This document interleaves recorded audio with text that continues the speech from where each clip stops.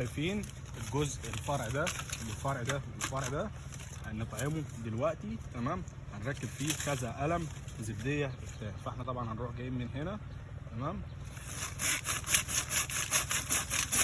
نشيل الجزء اللي فيه الليموان ده. تمام، نشيل الجزء ده زي ما انتم شايفين كده بالمنشار. تمام، هنا هنتعبه من هنا اهو.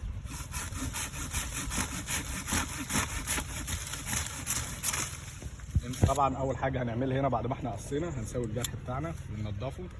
تمام، من المنشار. وهنا بقى هنطعم ايه؟ هنطعم بالشق اللحائي، ان احنا بنشق اللحاء اهو. تمام، نحاول بقى ايه نفتح في اللحاء كده. تمام، نجيب القلم بتاعنا، يبقى معانا الكحول، نرش كحول وننضف القطر بتاعنا كويس. تمام، ننزل برضو من هنا. تمام، القلم او الجرح ينزل على ما فيش. تمام، طبعا ايه نشيل الجنبين دول. بس طبعا لازم نبقى عارفين ان التطعيم اللي بيبقى على اللحاء بيبقى جنب اكبر من جنب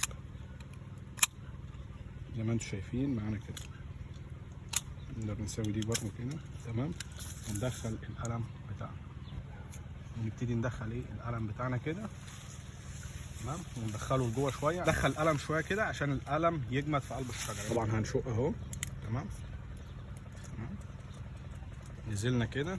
تمام، ونروح بقى ايه فاتحين اللحاء من فوق كده.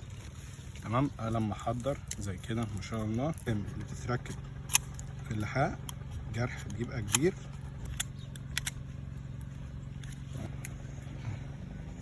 امسك القطر،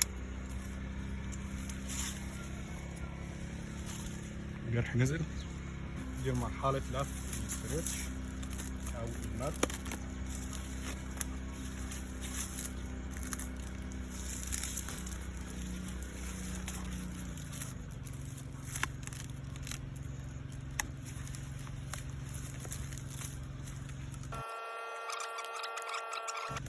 نخش من فوق تاني كده. انا جاي يا محمد.